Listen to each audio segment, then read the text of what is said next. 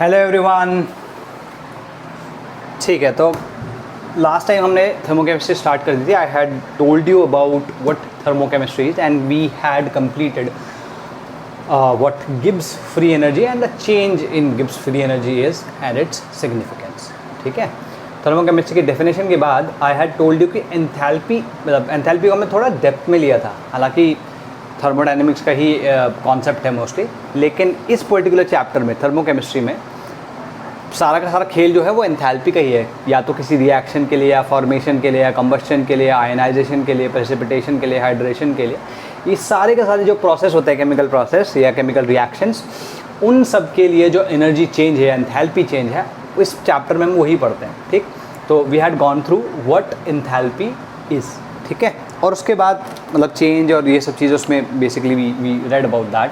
बहुत बेसिक चीज़ें थी उसमें, बहुत सारी चीज़ें ऐसी हैं कि जो ठीक है पढ़नी चाहिए, नहीं भी याद हो तो भी चलेगा, बट ये कि एंथैल्पी की डेफिनेशन और उसका बेसिक जो फॉर्मूला मैंने वहाँ लिखा था वो पता होना चाहिए। अच्छा जी, so let's talk about laws that govern. ठीक है, लॉज दैट गवर्न थर्मोकेमिस्ट्री।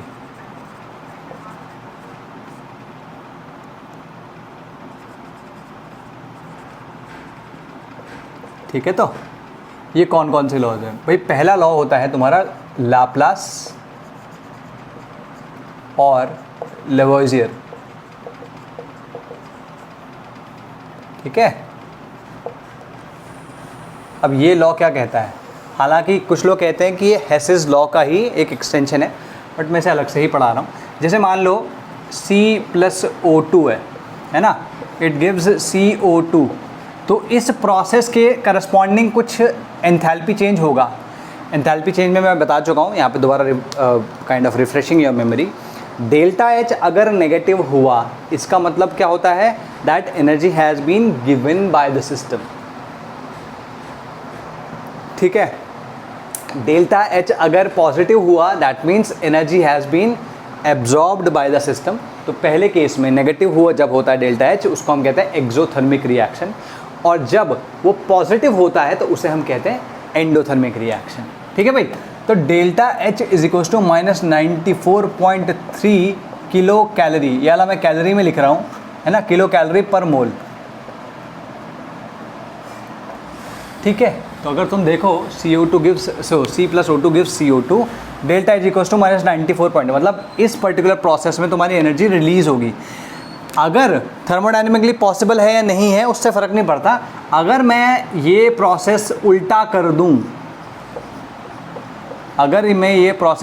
कर दूं, तो इसके लिए जो डेल्टा H होगा that will be +94.3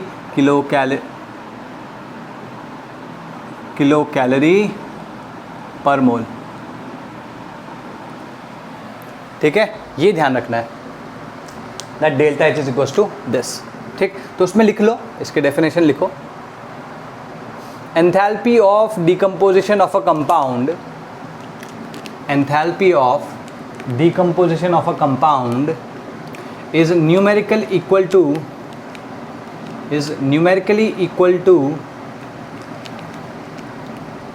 enthalpy of decomposition of a compound is numerically equal to enthalpy of formation of that compound with opposite sign, is equal to the enthalpy of formation of that compound, है ना, but the sign is different. Yes, but the sign is opposite. ठीक है जी, got it.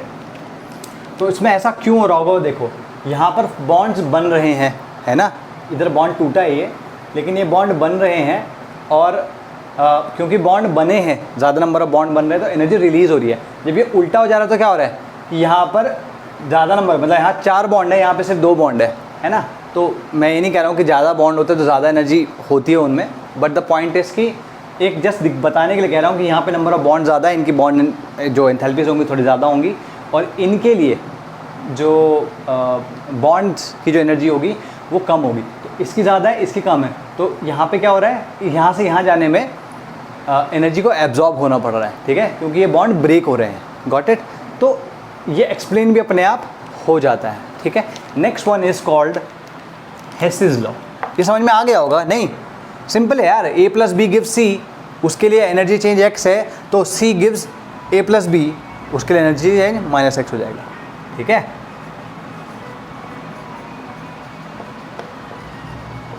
हेसिस law. इसको समझने के लिए let me take this example, H2 plus O2। मान लो ये ऐसे H2O2 बनाता है। तुम्हें पता है कि H2O2 को अगर हम हीट कर दें, या मतलब उसमें it is not very stable, और ये क्या किस में कन्वर्ट हो जाता है, H2O प्लस हाफ O2। ठीक है जी, मान लो कि इसके लिए जो एनर्जी चेंज है इस वाले के लिए वो x किलो जूल पर मोल है। ठीक है, इसके लिए y किलो जूल पर मोल है। ठीक है, और इसके लिए z किलो जूल पर मोल है। ठीक है जी, तो क्या होगा, क्योंकि देखो ये प्रोसेस, देखो यहाँ से यहाँ आया एक स्टेप में, यहाँ से यहाँ 2 स्टेप में, यहाँ से यहाँ इस तरीके से 2 स्टेप में आ रहा है। तो चाहे अगर यहाँ से यहाँ पहुँचने में से 1 स्टेप लगे, चाहे 1 से ज़्यादा स्टेप लगे, 3, 4, 5, 10, 15 जितने भी लगे, उन सब का जो एनर्जी का सम होगा वो x के इक्वल होगा। एनर्जी का चेंज हमेशा सेम रहेगा, ये ध्यान रखना है। ठीक है, तो हम यहाँ पे ध्यान सीधे सीधे कह सकते हैं that x is equal to y plus z। ठीक है, ये हम आसानी से आराम से कह सकते हैं। तो इसका मतलब क्या हुआ कि चाहे कोई रिएक्शन या कोई प्रोसेस एक स्टेप में हो, चाहे एक से ज़्यादा स्टेप में हो, जो एनर्जी या एंथैल्पी चेंज वहाँ पे होता है दैट ऑलवेज रिमेन्स कांस्टेंट। ठीक है, तो लिखो इसमें हीट एब्जॉर्ब्ड और evolved in a given chemical equation, या रिएक्शन लिखो, not equation. The heat absorbed और evolved in a given chemical reaction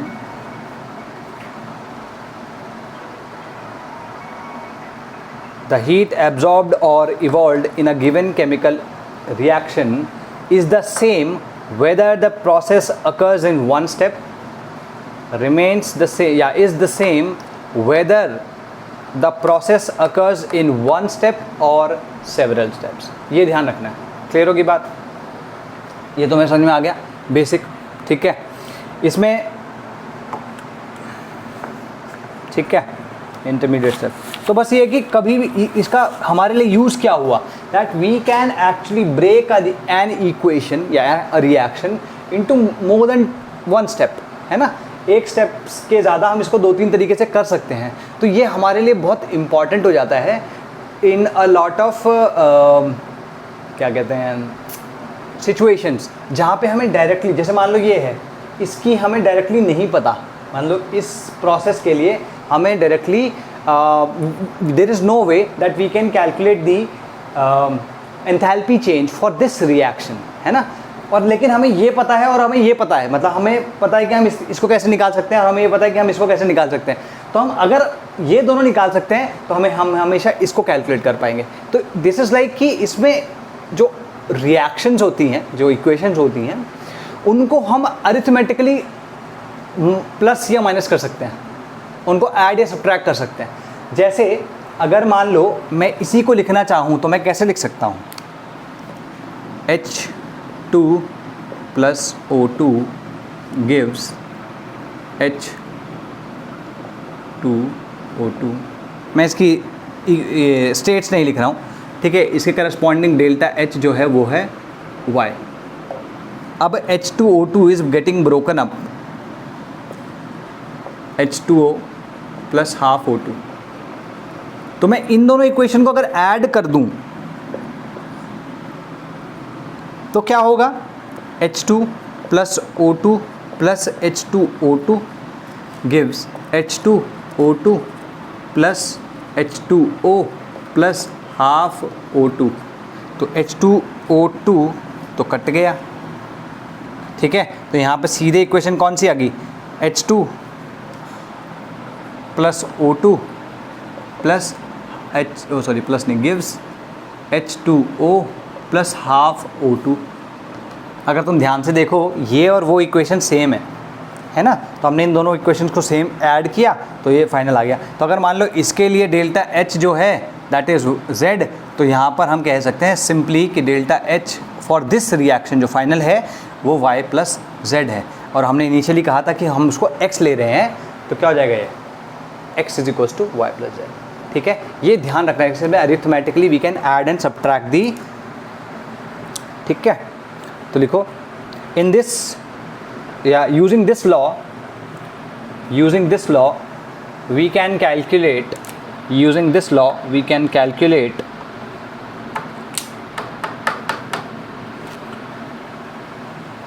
enthalpy change for those processes. We can calculate the enthalpy change for those processes for which the enthalpy change is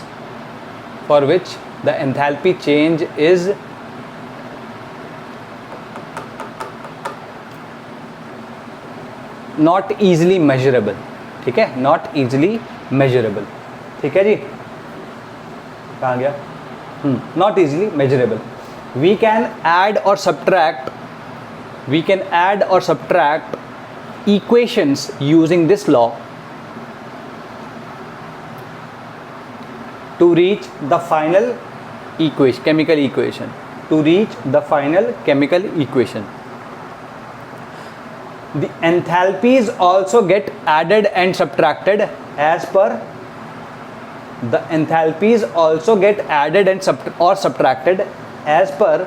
the addition or subtraction of the gases, of the equations। ठीक है, addition और subtraction of the equations। ठीक है, इतना clear रखने का है। ठीक, इसका एग्जाम्पल लेते हैं, बहुत सही यूज़ तुम्हें समझ में आएगा इसका। ठीक है, अगर मैं जैसे तुम्हें बोलूँ कि इसके लिए मुझे चाहिए, है ना, C ग्रेफाइट, चलो ठीक है, ये तुम्हारे पास इक्वेशन है।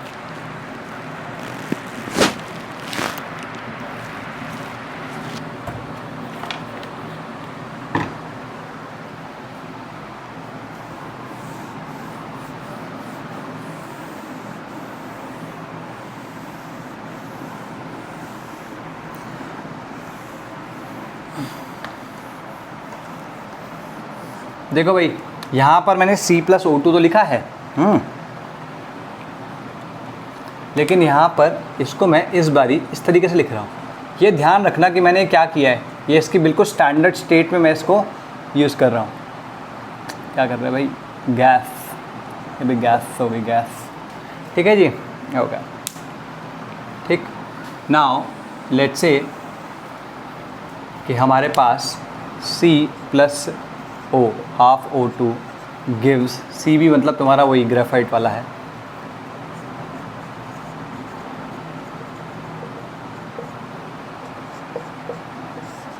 CO gas. ठीक है जी, अच्छा, और CO प्लस हाफ O2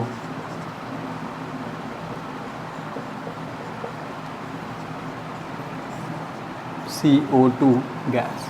ठीक है, मान लो, देखो होता क्या है कि हमें इसकी तो एनर्जी पता होती है, हमें इसकी भी एनर्जी पता है, लेकिन हमें इसकी नहीं पता।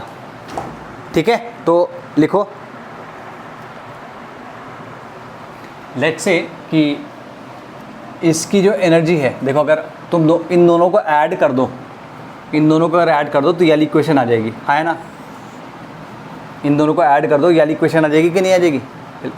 तो यह लेट्स से कि that this is the delta HR1, मतलब ये पहली इक्वेशन का एंथैल्पी चेंज है। दिस इज डेल्टा HR2 और दिस इज डेल्टा HR, या इसको 1 मानो और इसको 2 मानो और इसको 3 मानते हैं। ठीक है, तो अगर हम देखें इन दोनों को ऐड करने पे ये मिल रहा है, दैट मीन्स इन दोनों को ऐड करने पे ये मिलेगा। तो हम सिंपली कह सकते हैं दैट डेल्टा, ये रिएक्शन है, ये डेल्टा, जब मैं डेल्टा के आगे R लिख रहा हूँ ना सबस्क्रिप्ट में, इसका मतलब रिएक्शन होता है। ठीक है, this will be equal to delta H1 plus,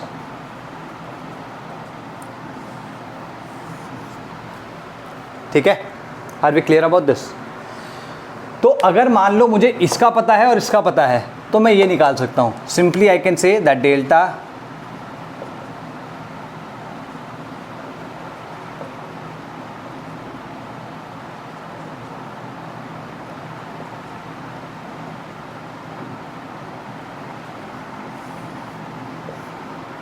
clear होगी बात? That's it. तो ये सीन अपने को समझना है, ठीक। Now let's talk about enthalpy of formation. Enthalpy of formation क्या है? देखो भाई, कोई ना, देखो जो भी कोई कंपाउंड है वो एलिमेंट से मिलके बनता है ना। तो वो जो भी कंपाउंड बन रहा है, अगर वो अपने जिन एलिमेंट से वो बन रहा है उनकी स्टैंडर्ड स्टेट से बन के अपनी स्टैंडर्ड स्टेट में आ रहा है उस, और एक मोल के लिए ध्यान रखना, वैसे ये चीज़ मैंने शायद पिछले लेक्चर में भी कही है कि पूरे के पूरे थर्मोडायनेमिक्स में हम जब भी अब बात करेंगे we will only talk in terms of कि 1 मोल ऑफ दिस, अगर मान लो मैं कहता हूँ रिएक्शन, एंथैल्पी ऑफ रिएक्शन, तो दैट मीन्स कि इसका 1 मोल जब बना होगा तो उसके लिए जो एंथैल्पी चेंज होगा that will B enthalpy of reaction. तो सेम वे अगर मैं इसके फॉर्मेशन की बात कर रहा हूँ, फॉर एग्जाम्पल लेट्स से, ये फॉर्मेशन के लिए भी एक्चुअली, तो इसका जो फॉर्मेशन की जो एंथैल्पी है that will also be for 1 mole of its formation, है ना। 1 मोल बनेगा तो हम उसको कहेंगे enthalpy of formation. Got that? ठीक है जी। तो इसमें लिखो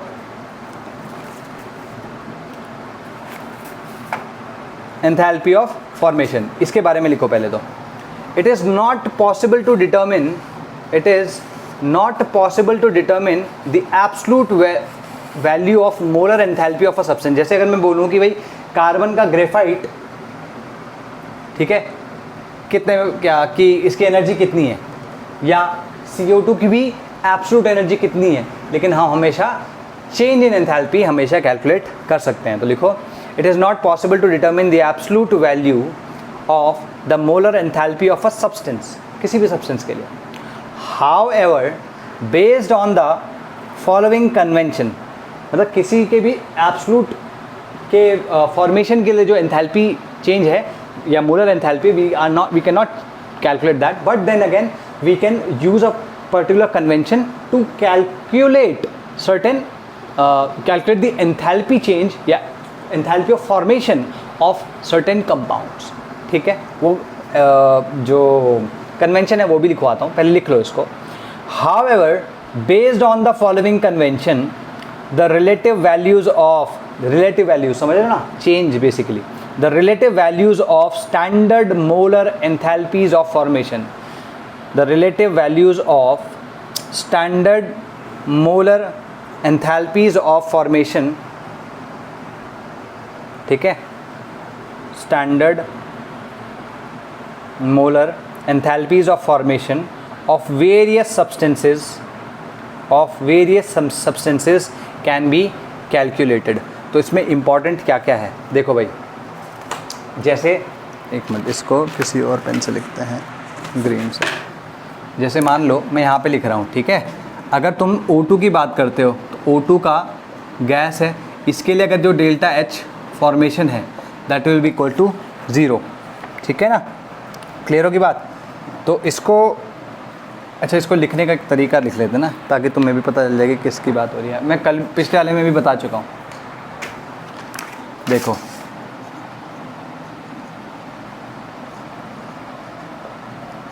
ये तरीका हो गया, ठीक है। अगर मैं बात करता हूँ डेल्टा FH0 कार्बन, ठीक है, कार्बन के लिए graphite is taken as the standard form. क्यों? क्योंकि दूसरे वाले के लिए एनर्जी थोड़ी सी ज़्यादा होती है। अगर मैं सी डायमंड लिख रहा हूँ तो by this convention we could have taken this as standard but we took this. वो आगे समझ में आ जाएगा तुमको, ठीक है, वाई वी डिड दैट। देखा delta F formation Br2,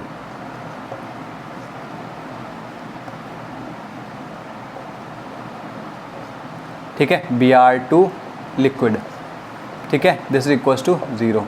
delta F let's say sulphur की बात करें,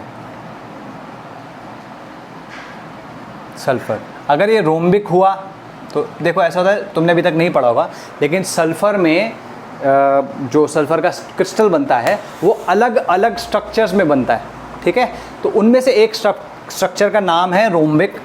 इसके लिए जो एंथैल्पी चेंज होता है या इसकी जो स्टैंडर्ड एंथैल्पी ऑफ फॉर्मेशन है वो हमने 0 लिया है बाय कन्वेंशन। अब इसके रिस्पेक्ट में अगर हम देखें तो अगर मैं S और monoclinic is also another kind of structure, ठीक है, या लैटिस स्ट्रक्चर्स को कहते हैं, it is not equal to zero. Same way अगर मैं फॉस्फोरस के लिए लिखूं, ठीक है, फॉस्फोरस के लिए अगर वो वाइट फॉस्फोरस है, ठीक है, इसके लिए हम ज़ीरो ले लेते हैं, और सेम अगर ब्लैक फॉस्फोरस के लिए तो definitely it's not going to be equal to zero, ठीक है जी। और रेड, तीसरा वाला रेड होता है, तो तीसरा वाला रेड लिख लेना, उसके लिए भी नॉन ज़ीरो, ठीक है। तो कन्वेंशन है, हालांकि मैं ये नहीं कह रहा हूँ कि मेरे पास ये एग्जॉस्टिव लिस्ट है, बट दिस इज़ देयर। अगर तुम इतना फॉलो कर पाते हो तो बाकी सब चीज़ें कैलकुलेट कर पाओगे। देखो अभी हम एग्जाम्पल यूज़ करेंगे इसका, डोंट वरी अबाउट इट, है ना, we will use the example, ठीक है। तो लिखो इसमें एंथैल्पी ऑफ फॉर्मेशन की डेफिनेशन है, या इन्वर्टेड कॉमास में लिखना, the standard enthalpy of formation, the standard enthalpy of formation of every element, of every element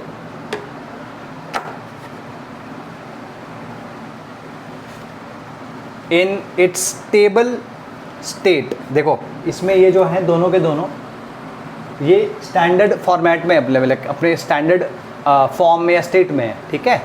और क्योंकि हमने यहाँ पे बाय कन्वेंशन ग्रेफाइट को स्टैंडर्ड माना है, तो हमने यहाँ पे ग्रेफाइट यूज़ किया है, तो इनसे मतलब बन रहा है, इनकी स्टैंडर्ड स्टेट से बन रहा है, और ये जो बन रहा है ये भी अपनी स्टैंडर्ड स्टेट में ही बन रहा है, ठीक है। तो लिखो in its stable state of aggregation at 1 bar pressure, at 1 bar pressure and at a specified temperature,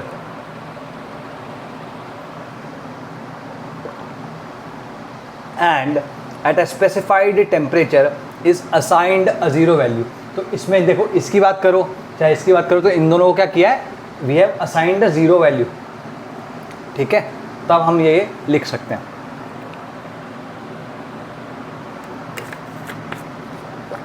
ठीक है। तो got it, the specified temperature is usually taken as 25 degree Celsius. ये ध्यान रखना है, यूजुअली जो 25 डिग्री सेल्सियस है that is taken as the assign temperature, ठीक है। अच्छा देखो एक चीज़ और बता रहा हूँ, जैसे यहाँ पे 25 डिग्रीज मैंने कहा, तो इन जनरल मैंने क्या कहा था कि it is a specified temperature, मतलब it can be anything, but again for our calculations we use 25 degree Celsius, है ना, एज अ स्टैंडर्ड। और मैंने पहले भी शायद बताया होगा कि थर्मोडायनेमिक्स में जो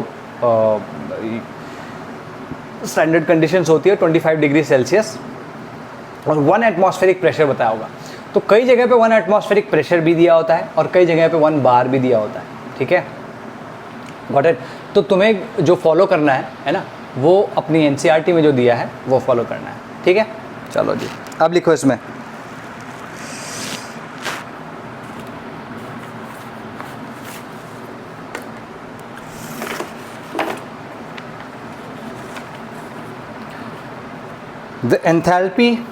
the amount of heat absorbed or evolved, ये एक और डेफिनेशन बता रहा हूँ इसकी, ठीक है। the amount of heat absorbed or evolved, है ना, या तो दी गई या ली गई, when 1 mole of a substance is directly obtained from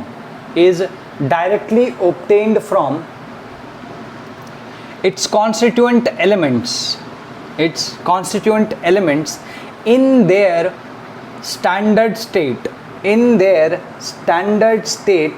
is called heat of formation, ठीक है। ये ध्यान रखना है, सिंपल, गॉट इट।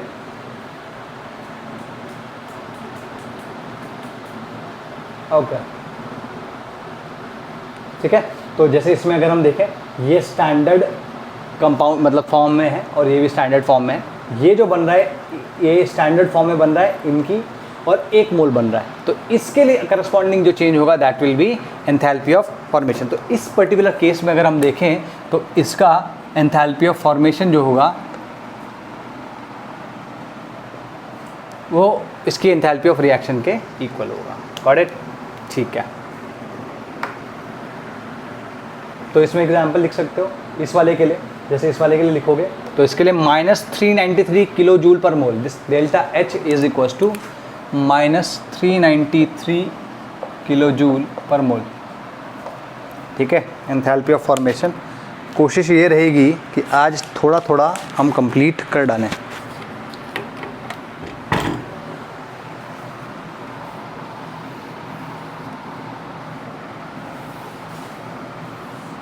ये देखो, मैं ये नहीं कहूँगा कि तुम्हें इनको याद होना चाहिए तुम्हें, ठीक है, लेकिन अगर थोड़ा बहुत आइडिया हो तो it will be always good for you. ठीक है, अगर H2O हमेशा लिक्विड होगा, ये ध्यान रखना। भाई 25 डिग्री सेल्सियस में वाटर कैसा होता है? लिक्विड ही तो होता है, या नहीं? गैस तो नहीं होता है ना? ठीक है, गैस तो नहीं होता ना। देखो, तो इसके लिए जो करस्पॉन्डिंग है delta H -292 kilo joule per mole. ठीक है, -285, नॉट 292, 285। ठीक है, तुमसे एक सवाल पूछता हूँ, तो विच इज़ द एलिमेंट जिसकी कैलोरीफिक वैल्यू सबसे ज़्यादा होती है, या कौन सी गैस होता है, कौन सा ऐसा एलिमेंट है जिसकी कैलोरीफिक वैल्यू सबसे ज़्यादा है? ठीक है, तो अगर तुम्हें याद हो तो कैलोरीफिक वैल्यू H2 की सबसे ज़्यादा होती है। ठीक है, कैलोरीफिक वैल्यू H2 की सबसे ज़्यादा होती है। यहाँ पे देखो दोनों का दोनों कंबशन हो रहा है, हालांकि मैं यहाँ पे फॉर्मेशन की बात कर रहा हूँ इन दोनों को। अगर मैं ऐसे लिख दूँ इसको कि this is enthalpy of combustion of carbon, this is enthalpy of combustion of hydrogen, तो यही चीज़ जो यहाँ पे मैंने लिखी है, I will have to write it as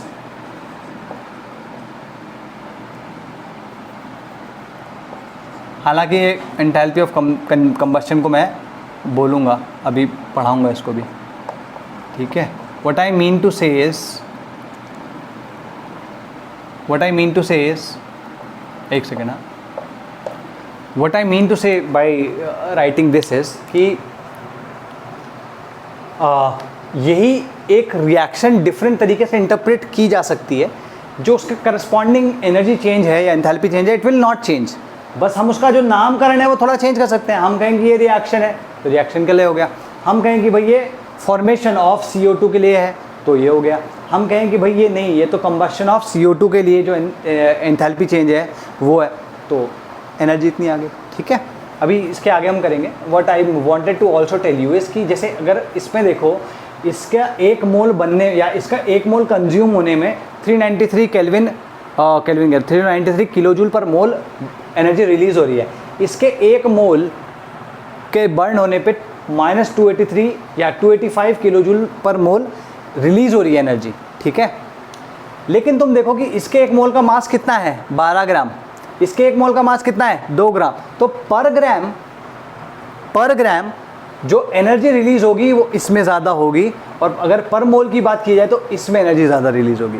ठीक है, तो पर मोल में तुम देख ही रहे हो इसमें एनर्जी ज़्यादा रिलीज़ हो रही है, लेकिन अगर पर ग्राम की बात करोगे तो इसकी एनर्जी ज़्यादा रिलीज़ होगी, क्योंकि 285/2 करोगे दैट विल बी पर ग्राम ऑफ हाइड्रोजन, और इसमें 393/12 करोगे, ठीक है, दैट विल बी पर ग्राम ऑफ कार्बन। तो किसका ज़्यादा आएगा? इसका। इस वजह से इसकी कैलोरीफिक वैल्यू ज़्यादा होती है। Got that? ठीक है जी, ओके, ठीक। चलो, तो HBr के लिए भी देख लेते हैं। एग्जाम्पल के तौर पे हमें एग्जाम्पल्स देने ही हैं, है ना? ये तुमने नोट कर लिया होगा, आई होप। ये जो लिखने का तरीका था समझ में आ गया था ना, तो पिछले वाले से भी हम लिखते आ ही रहे हैं। ठीक है, जैसे मान लो HBr के लिए अगर मैं बात करूँ, half H2 plus half Br2 gives HBr। ठीक है जी, ओके। ठीक है, अगर मैं इसमें डेल्टा HF फॉर्मेशन की बात करूं, किसका? HBr का, that will be equal to क्या होगा? सॉरी एक मिनट, हाँ, फॉर्मेशन ऑफ दिस, तो क्या होगा? इसकी एनर्जी माइनस इन दोनों की एनर्जी, याद है ना ये फॉर्मूला? तो हम लिख सकते हैं H0m of HBr gas, sorry gas नहीं तो लिक्विड में बनता है, माय बैड, HBr तो लिक्विड में बनेगा, minus of half H0m H2 gas plus half H0m O2 नहीं, O2 नहीं है, सॉरी Br2, अरे यार मैं क्या कर रहा हूँ, ये तो गैस होगा, ये लिक्विड होगा ना, कदी कदी दिमाग ना चल नहीं रहा है। ठीक है, Br2 liquid, Br2 liquid N में, ठीक है, तो this is what you will have to do, got it. चलो, तो इसमें अगर तुम देखो ये अगर हमें पता है तो हम ये कैलकुलेट कर सकते हैं और सारी की सारी स्टैंडर्ड है। इसमें एक चीज़ मैं बता दूं, अच्छा वो तो H प्लस के लिए होता है, नॉट H2, ठीक है, तो हम सीधे सीधे ये फॉर्मूला लगा सकते हैं। लेट्स से हम यही चीज़ SO2 के लिए करें, S rhombic plus O2 gives SO2 gas, ठीक है, तो ये सारे के सारे अपने स्टैंडर्ड फॉर्म में हैं, तो हम सीधे सीधे लिख सकते हैं H formation of SO2 gas is equals to H0m, ये किसका है? SO2 का गैस माइनस इसमें तो कुछ ऐसा है नहीं, हाफ हाफ, तो क्या आएगा H0m S रोम्बिक नहीं प्लस H0m O2 गैस, ठीक है, तो ये हम इसके लिए लिख सकते हैं। तो लिख लो इसमें the chemical equation corresponding to enthalpy of formation of a few substances, chemical equation for corresponding to enthalpy of formation, the chemical equation corresponding to enthalpy of formation of a few substances are given below, ठीक है जी।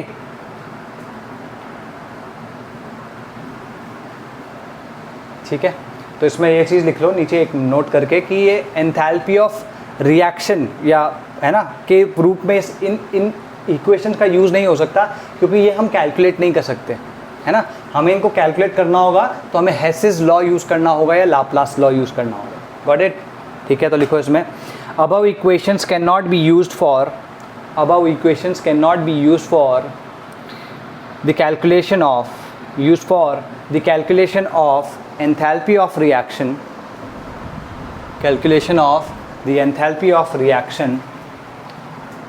as molar enthalpies of different species cannot be exactly known।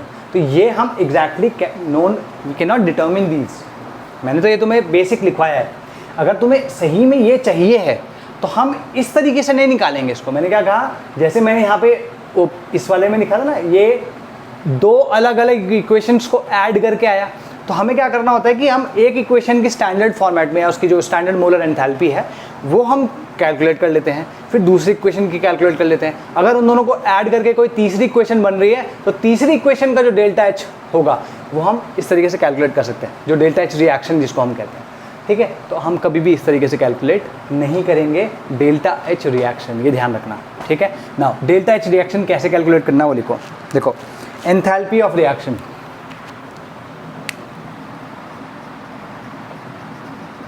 ये second है भाई, enthalpy of formation already हो चुका।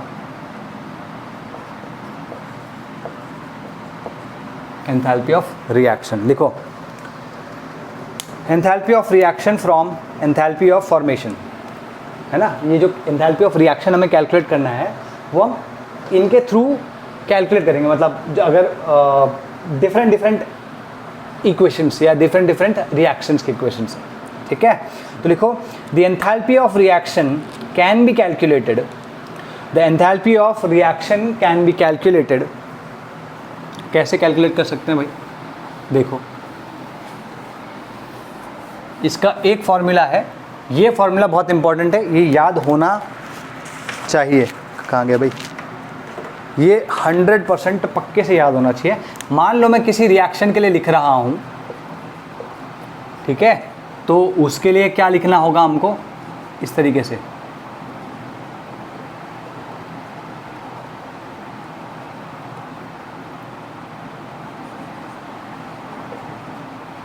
किसका, products का, minus same चीज़। ये समेशन का मतलब समझ में आ रहा है कि नहीं आ रहा है? अगर नहीं आ रहा है तो फिर से बता देता हूँ इसका मतलब क्या होता है।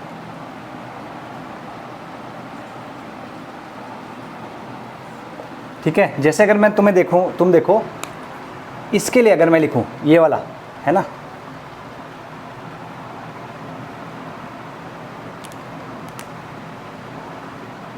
अगर मैं इसके लिए लिखूं तो क्या होगा, ये जो n1, ये यहाँ पे n लिखा है ना, स्टोइकियोमेट्रिक कोएफिशिएंट्स है, ध्यान रखना, ये स्टोइकियोमेट्रिक कोएफिशिएंट्स है। तो अगर मैं इसके लिए लिखता हूँ, इसके लिए डेल्टा H, तो क्या होगा, देखो, प्रोडक्ट माइनस रिएक्टेंट, तो सबसे पहले इसका तो एक ही मोल है, तो हम लिखेंगे डेल्टा HBr गैस। ठीक है, इसका फॉर्मेशन, गॉट इट, माइनस, क्योंकि इसमें एक ही है। समेशन का मतलब क्या है, एक से ज़्यादा होगा तो उन सबके इन एंथैल्पीज ऑफ फॉर्मेशन को ऐड करो। यहाँ पे एक ही है तो एक लिख दिया, यहाँ पे दो है तो देखो, और दो में साथ में क्या, इसका कोएफिशिएंट जो है हाफ है। तो पहले वाले में, इसमें अगर मैं ऐसे करूँ तो क्या होगा, 1/2, पहले सबसे पहले तो इसका 1/2 आएगा, फिर आएगा यहाँ पर डेल्टा F, ठीक है, ऑफ H2 गैस और delta F H0 of Br2 liquid. इस तरीके से तुम इसको लिखोगे, गॉट इट। ठीक है, तो कुछ प्रैक्टिस करोगे तब जाके समझ में आएगा। तो उसमें लिखो where Ni is the stoichiometric coefficients of reactant and product. जो Ni है ना यहाँ पे, वो stoichiometric coefficient of reactant and product है।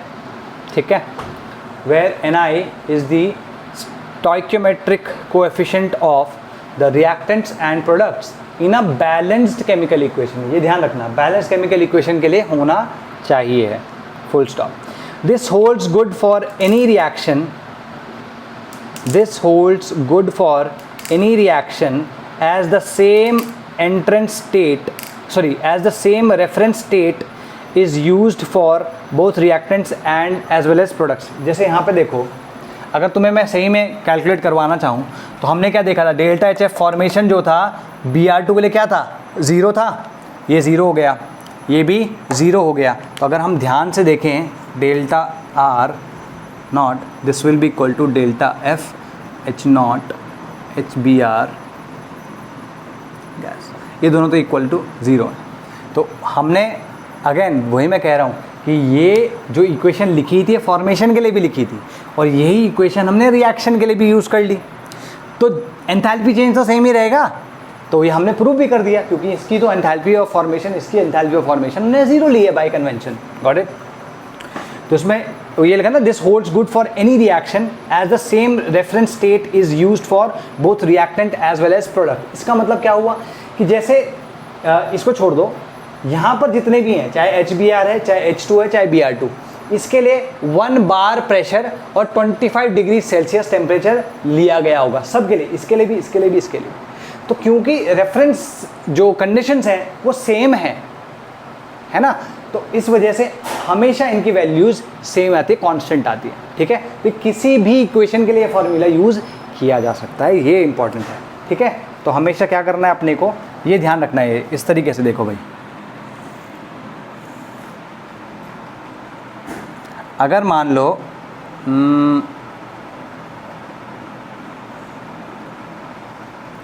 एक सेकंड रुको, इसको ना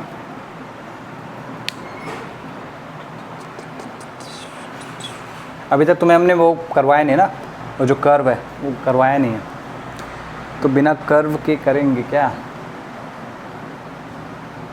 ओके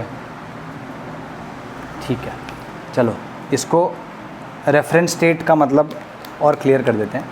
जैसे मान लो ये रेफरेंस स्टेट है, दिस इज़ ज़ीरो, मतलब कि इसकी फॉर्मेशन की जो एनर्जी है वो उस पर ज़ीरो होनी चाहिए। मान लो किसी दूसरे रेफरेंस स्टेट पे मैं लेके गया और यहाँ पर तुम्हारा रिएक्टेंट है, रिएक्टेंट का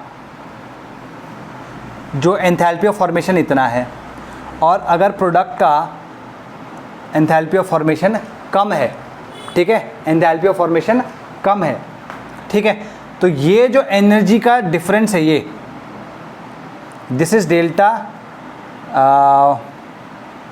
एफ एच नॉट रिएक्टेंट,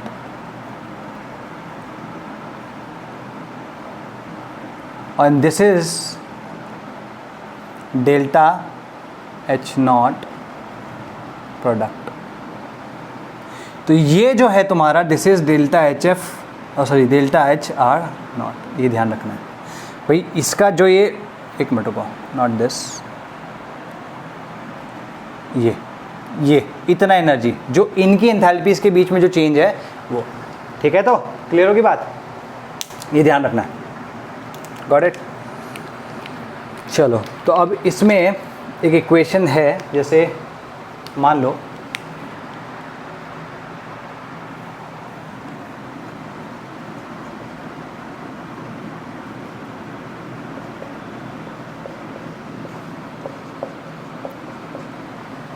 ठीक है जी, इस वाले के केस में अगर तुम देखो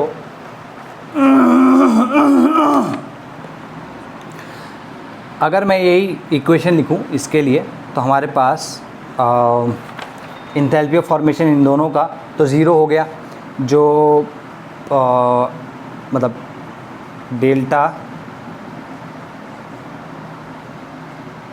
इस रिएक्शन के लिए है, that is equals to twice of delta H formation of H I, ठीक है, इसके इक्वल आएगा, and this comes out to be equal to 52.5 kilo joule per mole, ठीक है। तो ये हमें कहीं से पता चला है, हमने किसी तरीके से ये पता किया है, तो हमें डेल्टा ऑफ रिएक्शन ये पता चल जाएगा। गॉट इट, ठीक है जी। अब एंथैल्पी ऑफ कंबशन की बात करते हैं, ठीक है ना। एंथैल्पी ऑफ कंबशन क्या है भाई? मान लो तुम्हारे पास कोई ऐसा सब्सटेंस पड़ा है जिसको तुम ऑक्सीजन के साथ कंबाइन करवा के उसके ऑक्साइड में कन्वर्ट कर सकते हो, है ना। इसको ऑक्सीजन के साथ कंबाइन करवा के उसके ऑक्साइड में कन्वर्ट कर सकते हो। उस रिएक्शन के करस्पॉन्डिंग जो इक्वेशन होगी, है ना, उस रिएक्शन के करस्पॉन्डिंग जो एंथैल्पी चेंज होगा, that will be called your enthalpy of combustion, ठीक है। या फिर वो, अच्छा इसको दोबारा से बोलता हूँ, इसमें मैं पहले मिटा दूँ, कार्बन का एग्जाम्पल लेते हैं।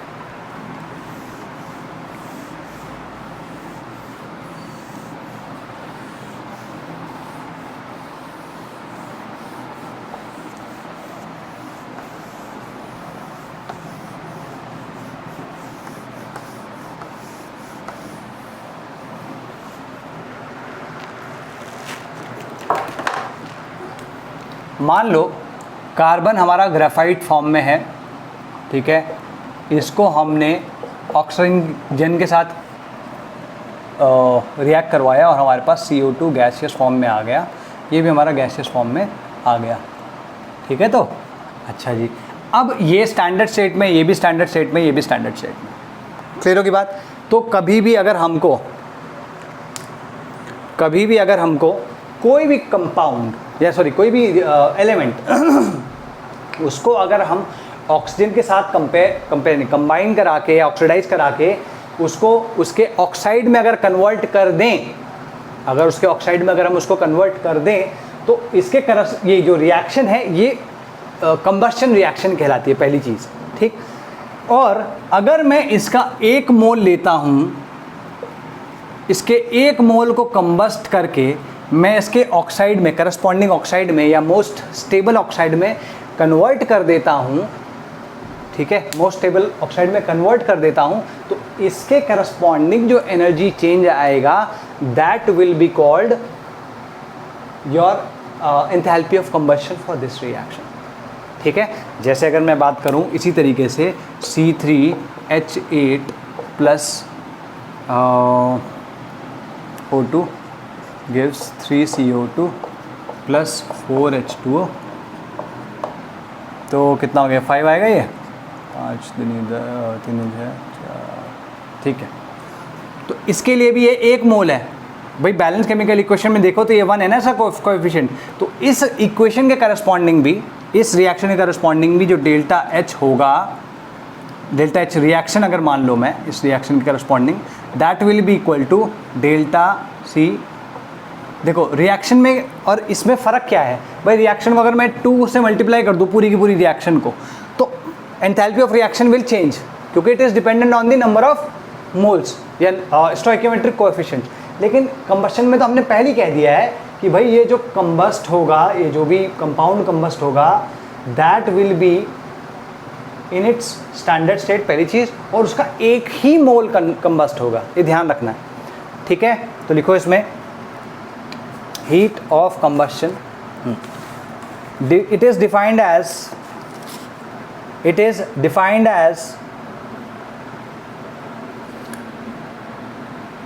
the change in enthalpy. It is defined as the change in enthalpy when 1 mole of a substance is completely burnt in oxygen. तो इस वाले में भी देखो, इसमें भी देखो, completely burnt का मतलब है कि excess of oxygen में burn करना है। अगर मैं इसको इनसफिशिएंट ऑक्सीजन में बर्न करूंगा तो ये CO2 नहीं देगा, उसकी stable state, it will give CO, है ना। तो उसके करस्पॉन्डिंग जो कंबशन होगा that will not be called the combustion enthalpy of combustion of carbon, ये ध्यान रखना। ठीक है, अगर मान लो मैं ये इस तरीके से कर दूं C प्लस हाफ O2, मतलब इनसफिशिएंट एयर में इसको मैं बर्न करता हूँ तो क्या देगा CO गैस। हालांकि ये सारे के सारे अपनी स्टैंडर्ड स्टेट में है, ये ग्रेफाइट मान लो, ठीक है, सारे के सारे अपने स्टैंडर्ड स्टेट में है, लेकिन ये सफिशिएंट एयर में बर्न नहीं हुआ है, इस वजह से इसको कंसिडर नहीं किया जाएगा। या फिर मान लो मैं यही इक्वेशन थोड़ा सा डिफरेंट लिख लेता हूँ, अगर मान लो मैं डायमंड यूज़ कर लूँ, क्योंकि अपनी स्टैंडर्ड स्टेट में नहीं है, तो इसके करस्पॉन्डिंग भी जो एंथैल्पी होगी या enthalpy of combustion of enthalpy of reaction होगी, that will not be called the enthalpy of combustion of carbon. Standard state में होना चाहिए और 1 मोल होना चाहिए, और जो अमाउंट ऑफ एयर या ऑक्सीजन होना चाहिए वो सफिशिएंट होना चाहिए। ठीक है, when 1 mole of a substance is completely burned in oxygen. ठीक है, गॉट इट। तो इसके बारे में ऑलरेडी बता चुका हूँ, इसका कोई तुम इसके करस्पॉन्डिंग में डेफिनेटली कुछ एनर्जी चेंज होगा, but that enthalpy change will not be called the enthalpy of combustion of carbon. Same way here. ठीक है, जैसे मान लो अगर मैं CH4 की बात करूं, प्लस कितना हो गया 1 2 3 3O2 gives CO2 plus 2H2O, इसके करस्पॉन्डिंग जो है वो ये आता है, ये this is the delta H। तो तुम देख रहे हो इसका 1 मोल है ना, इसका 1 मोल है तो हम कह सकते हैं दिस -890 या 890 kilo joule of energy will be obtained on combustion of CH4, या 1 mole of combustion of CH4. That means this is the enthalpy of combustion of CH4, है ना। तो हम इसको लिख सकते हैं इस तरीके से, got it, and this is equal to -890, got it. ठीक है, कैलोरीफिक वैल्यू मैं ऑलरेडी बता चुका हूँ, कैलोरीफिक वैल्यू क्या होती है, पर ग्राम होती है, तो उसको भी हम देखेंगे। पहले एक आधा एग्जाम्पल ले लेते हैं, जैसे चलो अब इसको हम यूज़ कैसे करेंगे to calculate the enthalpy of formation of CH4। इसको देखो कैसे यूज करेंगे हम इसको।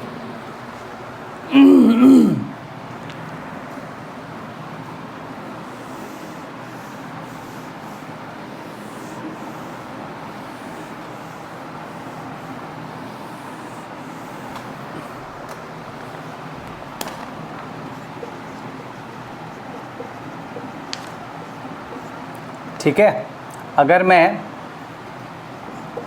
ये करूं तो क्या मिलेगा मेरे को, CH4 मिल जाएगा गैसियस फॉर्म में।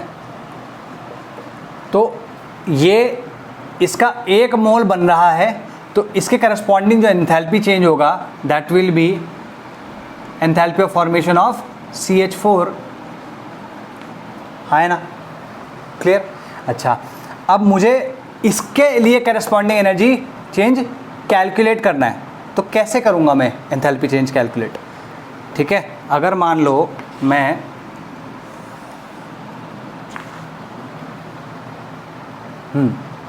C प्लस, एक मिनट, इसमें क्या क्या करना पड़ेगा, C graphite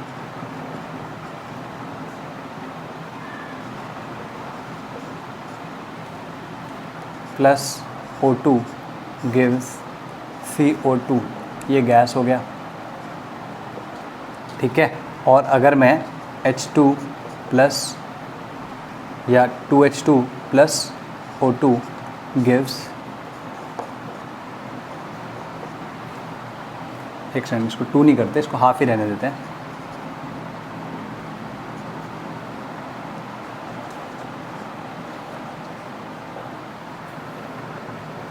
just a minute, ये गैस है, ये गैस है, ये भी गैस है, और ये लिक्विड है ना।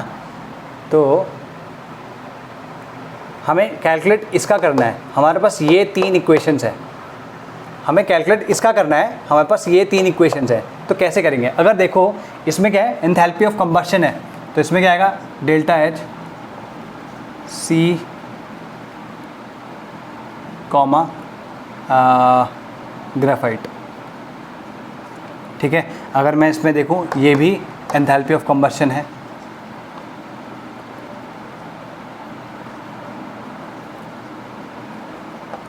ठीक है जी। और एंथैल्पी ऑफ कंबशन बेसिकली इसकी देख सकते हैं अपन, है ना, इनकी वैल्यूज हमको पता है।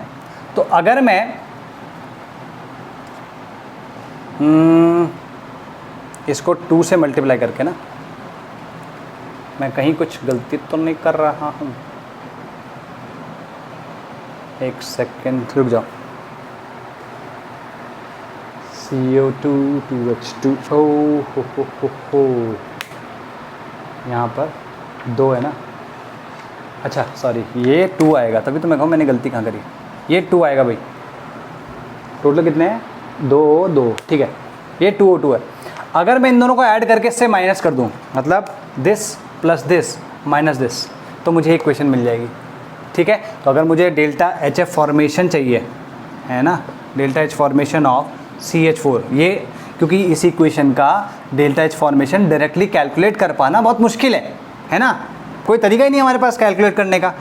तो अगर हम इसमें देखें तो हम इसको ऐड करें इससे, और इससे इसको सब्ट्रैक्ट कर दें, इन दोनों को ऐड कर दें और इसको सब्ट्रैक्ट कर दें इन दोनों के एडिशन से, तो तुम क्या देखोगे, यू विल गेट CH4 इधर आ जाएगा, मतलब माइनस होने का मतलब क्या है कि ये रिएक्शन को पलट दो, CO2 इधर आ जाएगा, H2H2 इधर आ जाएगा, CH4 और 2O2 उधर चला जाएगा। ठीक है, तो तुम देखोगे that this will be equal to delta H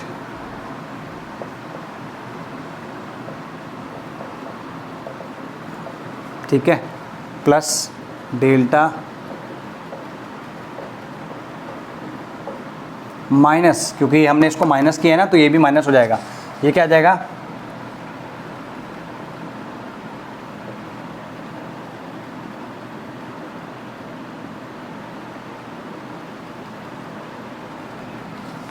ठीक है जी, ओके। अब अगर हमारे पास इसकी कितनी थी, -393 था ना, रुक जाओ मेरे पास इसकी वैल्यूज़ है। अगर मैं देखूं, अच्छा इसमें क्या किया हमने, 2 से भी तो मल्टीप्लाई किया था ना इसको, ठीक है, तो यहाँ पे 2 भी आएगा, तो यहाँ पर -393 है, यहाँ कितना है, +2 इंटू -285 आया था, है ना, यही तो है। अच्छा, और ये क्या है, माइनस ऑफ, ये कितना है, माइनस है, -890 किलो जूल, एक सेकेंड, -890, ठीक है, इस सब की यूनिट क्या है, किलो जूल पर मोल। ठीक है, यहाँ पे क्या आएगा -393 माइनस ये कितना हो जाएगा 57 570 -570 -890 नहीं माइनस नहीं प्लस हो जाएगा 890 किलो जूल पर मोल।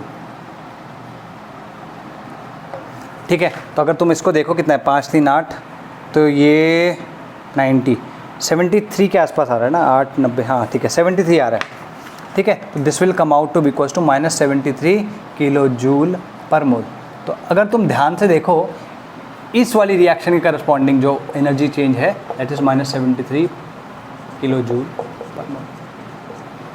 तो अगर ग्रेफाइट से हाइड्रोजन के साथ में कंबाइन होके CH4 बन रहा है तो इस प्रोसेस में एनर्जी रिलीज होगी और this will B called the enthalpy of formation of CH4। ठीक है, तो हम देख रहे हो तुम कि कंबशन का यूज़ करके हम फॉर्मेशन निकाल रहे हैं, कभी कभी फॉर्मेशन का यूज़ करके हम रिएक्शन निकाल रहे हैं, है ना।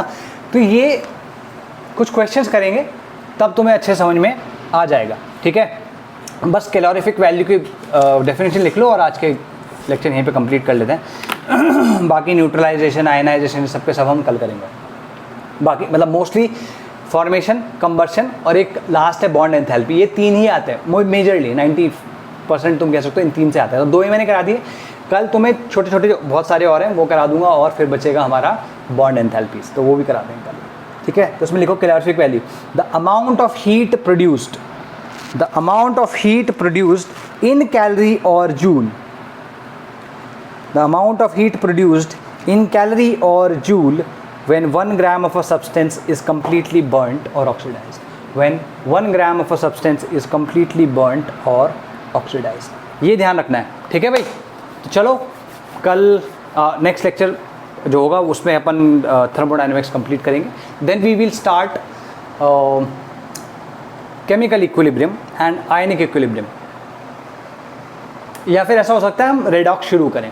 ठीक है, क्योंकि रेडॉक्स का यूज़ होगा दोनों के दोनों में। ठीक है, तो लेट्स डू दैट। चलो भाई, बाय बाय, टेक केयर।